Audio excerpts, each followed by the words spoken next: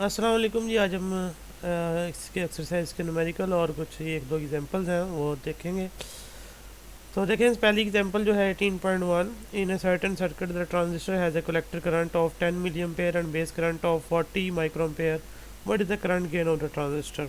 आई C जो है 10 milli ampere है, मिली ख़त्म कर दें, 10⁻³ और एम्पेयर आ गया साथ में। और बेस करंट 40 माइक्रो एम्पेयर है, माइक्रो ख़त्म कर दें, 10⁻6 आ गया साथ। और ये एम्पेयर के अंदर बीटा फाइंड करना हमने, करंट गेन जिसे कहते हैं। बीटा होता है आई सी ओवर आई बी। आई सी की वैल्यू 10 × 10⁻³ और बीटा आई बी की वैल्यू 40 × 10⁻³। इसको डिवाइड करें, आंसर 250 आ जाएगा। उसके बाद 18.2 है, find the gain of the circuit as shown the figure. ये ओपन लूप गेन दिखाया हुआ है, सॉरी ओपन नहीं, इनपुट दिया हुआ है नॉन इन्वर्टिंग के ऊपर। आपने इसका वोल्टेज गेन मालूम करना है। तो ये नॉन इन्वर्टिंग एम्पलीफायर बनेगा, तो उसका गेन था 1+R2/R1। अब यहाँ पर R1 जो आपको गिवन है वो इन्फिनिट है, और R2 जो है वो ज़ीरो दी हुई है। तो आप देखें R1+R2/R1 इजिकल टू 1+0/इन्फिनिटी। 0/इन्फिनिटी 0 होगा तो 1 ही आ जाएगा। तो ये दो ही इसकी एग्जांपल है। उसके बाद हम न्यूमेरिकल्स की तरफ चलते हैं। तो देखें, पहला न्यूमेरिकल जो है एक्सरसाइज का 18.1। The current flowing into the base of a transistor is 100 micro ampere. Find its collector current I C, its emitter current IE and the ratio IC over IE if the value of the beta gain value of the current gain beta is 100।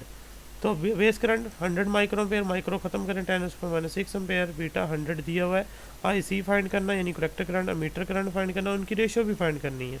तो beta का formula I सी और आई B होता है। आई सी निकालने, आई B beta के साथ जाकर multiply हो जाएगा। I C is equal to beta into I B. Beta की वैल्यू 100 और आई बी की वैल्यू जो है ना वो 100 × 10⁻6। इसको मल्टीप्लाई करें तो ये 10 × 10⁻³ एम्पेयर आता है। -3 को आप मिली का नाम दे दें।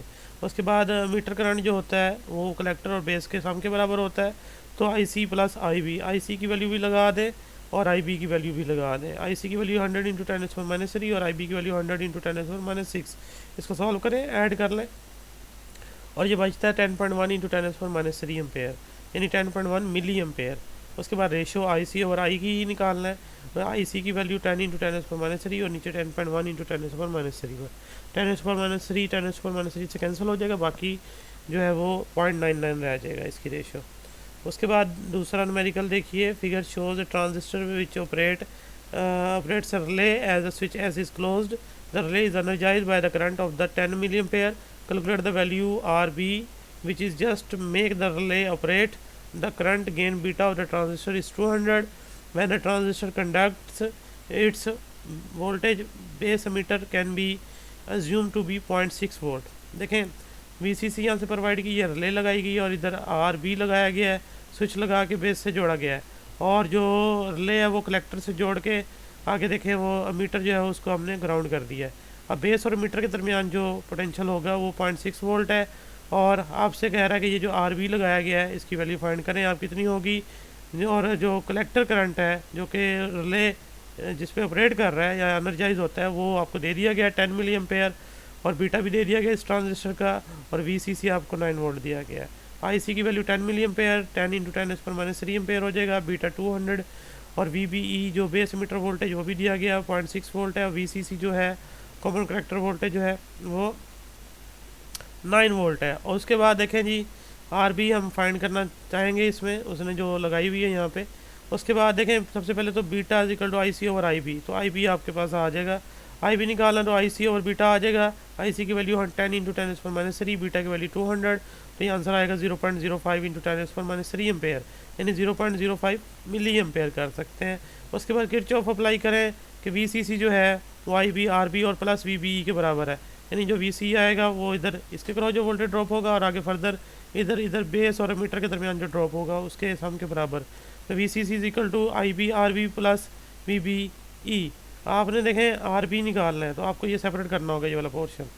तो आप ऐसा करें, VBE को दूसरी तरफ से जाके माइनस कर दें, तो VCC माइनस VBE हो जाएगा। VCC की वैल्यू 9 वोल्ट गिवन है, VBE की वैल्यू 0.6 गिवन है, 8.4 आ जाएगा। उसके बाद RB निकालना है तो IB इधर डिवाइड कर दें, तो 8.4 डिवाइडेड बाय 0.05 इंटू 10⁻³ तो ये 168 इंटू 10⁻³ ओहम आ जाएगा, यानी 168 किलो ओहम की रेजिस्टेंस लगी हुई है बेस के ऊपर।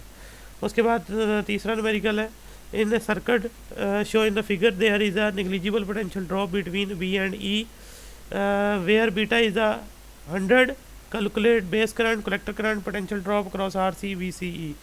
देखिए वो कहते हैं सर्किट आपको दिखा दिया गया है, उसमें चीज़ें हैं जो लगाई उनकी वैल्यूज़ भी मेंशन है।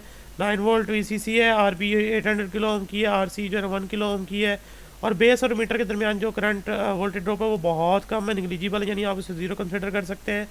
उसके बाद फिर आपने मालूम करना है बेस करंट कितना है, कलेक्टर करंट कितना है, पोटेंशियल कितना ड्रॉप हो रहा है RC के क्रॉस, और दूसरा VCE कितना है, कलेक्टर मीटर के दरमियान कितना वोल्टेज है। अब देखें बीटा इसका दिया गया 100, VCC 9 वोल्ट, RC जो दी गई 1 किलो ओम की है, किलो ख़त्म करें 1000 लग जाएगा। उसके बाद RB 800 किलो ओम की है, इसका भी किलो ख़त्म कर दे 800 और आगे 1000 लहरा लगेगा, 8 इंटू 10⁻5 ओम हो जाएगा। और VB जो उसने बोला निगलिजिबल है, उसे ज़ीरो कंसिडर करें यहाँ पे। IB फाइंड करना है, IC फाइंड करना है, RC फाइंड करना है, पोटेंशियल ड्रॉप क्रॉस RC उसे हम VC कह लेंगे, वो ड्रॉप हमने फाइंड करना है, यहाँ RC लिख दिया उसने। और VCE फाइंड करना कलेक्टर मीटर के क्रॉस। सबसे पहले तो देखें वही किरचॉफ रूल लगाएंगे, VCC equal to IB RB plus VBE। तो देखें VCC की value 9 volt, IB RB as it रहने दें, VBE की वैल्यू भी 0 है। तो अब यहाँ से आप IB निकाल लें, RB दूसरी तरफ जाके 9 के नीचे डिवाइड हो जाएगा, 9 ओवर RB आ जाएगा, 9 ओवर 800 इंटू 10⁻³ इसे डिवाइड करें, IB की वैल्यू आ जाएगी 11.25 इंटू 10⁻6 एम्पेयर, -6 को माइक्रो कर लें, 11.25 माइक्रो एम्पेयर हो जाएगा। बीटा की वैल्यू लगाएं, मतलब फार्मूला लगाएं, IC ओवर IB हो जाएगा, और अगर आप IC निकालते हैं तो IB बीटा के साथ जाके मल्टीप्लाई हो जाएगा। तो बीटा इंटू IB, बीटा की वैल्यू 100, IB की वैल्यू आपने फाइंड की 11.25 इंटू 10⁻6, इसको मल्टीप्लाई करें 1.125 इंटू 10⁻³ एम्पेयर, 1.125 मिली एम्पेयर आ जाएगा। फिर वोल्टेज क्रॉस RC वो VC कहेंगे, IC RC होगा, सिंपली हमला अप्लाई करके IC की वैल्यू 1.125 इंटू 10⁻³ और RC की वैल्यू 1000 है, अब मल्टीप्लाई करें 1.125 वोल्ट इसके क्रॉस ड्रॉप होगा। फिर किरचॉफ रूल अप्लाई करें आउटपुट लूप के ऊपर, VCC equal to VC plus VCE। VCE आपने मालूम करना है, तो VCC में से VC ड्रॉप कर दें, VCC माइनस VC, और फिर VCC जो है 9 वोल्ट गिवन था, VC आपने फाइंड किया 1.125 और ये आ जाएगा 7.875 वोल्ट। उसके बाद ये 18.4 देखिए, calculate the output of the operational amplifier circuit show in the figure. Operational amplifier का जो है ना वो आउटपुट जो है वो फाइंड कीजिए।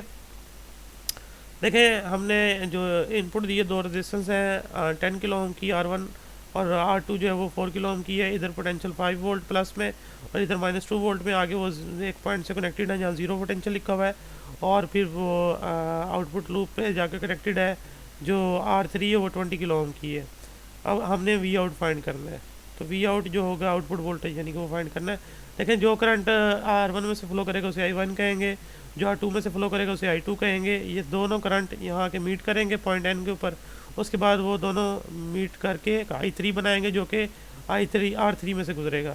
तो अब हम इन तीनों करंट को जो है ना वो फाइंड करेंगे और आउटपुट जो है ना वो आ जाएगी। देखें कैसे आउटपुट वोल्टेज आ जाएगा। अब ये जो करंट R1 है, ये R1 में से जो गुजरा है वो I1 है, और इसका पोटेंशियल डिफरेंस जो है वो कैसा है, इधर 5 वोल्ट है और इधर 0 वोल्ट है।